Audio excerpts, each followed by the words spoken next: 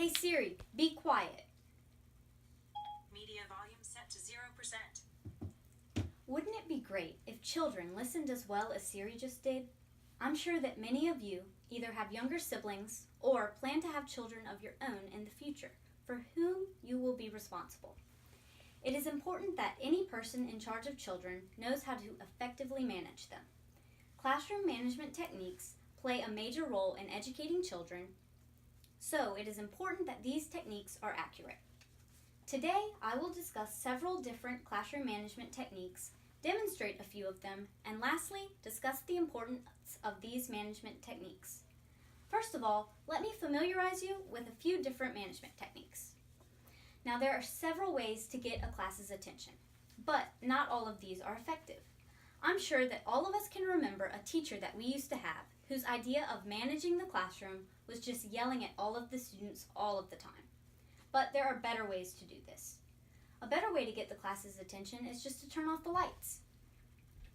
Or another one is to use a response and call technique that I will demonstrate a little later on. Additionally, there are management techniques that help teachers keep students on task. A few of these include differential reinforcement, proximity, and the ripple effect. Now, I will demonstrate a few of these techniques with me as the teacher and you guys acting as the students in the class. To begin, I'll start with the call and response techniques. For these, the teacher shouts a one-line phrase and then the class shouts back the designated response. An article on weareteachers.com by Elizabeth Mullahill lists 3 examples, which include class, class.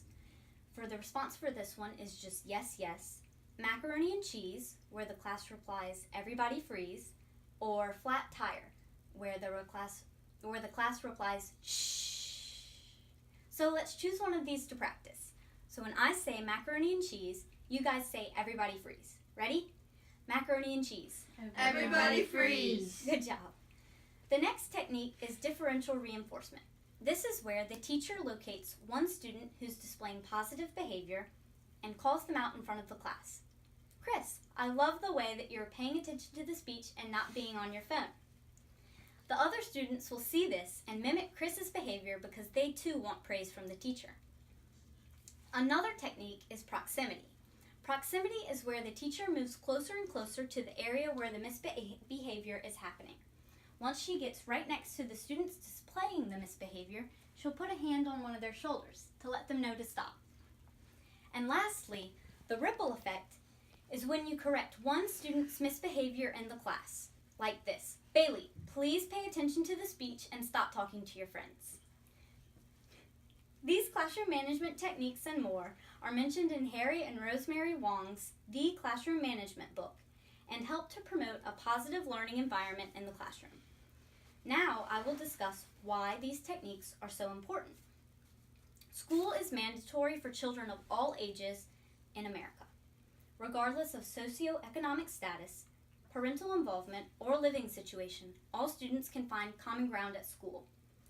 Because of this, school is sometimes the first place that students learn rules and consequences about authority figures and have daily routines. Education.gov states that effective classroom management techniques make classrooms safer, improves relationships between students, and allows for more teaching time. However, these management techniques can be applied to places other than the classroom. For example, according to the cornerstoneforlearning.com, an expert in classroom management, Angela Watson, states that call and response techniques can be used outside of the classroom, in the military, at churches, at sporting events, and in traditional cultures in various parts of the world. Plus, parents can use these techniques on their own children. Ultimately, classroom management techniques are very important and can be used in many ways beyond the classroom. In conclusion, classroom management techniques play a big role in a classroom's effectiveness.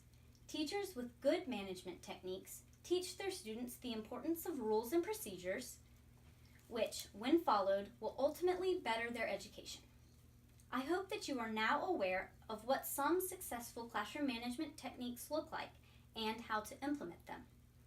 Even if you don't plan to have your own classroom in the future, these techniques can be used in a variety of other scenarios outside of the classrooms. So I'm sure you can find one that works for you.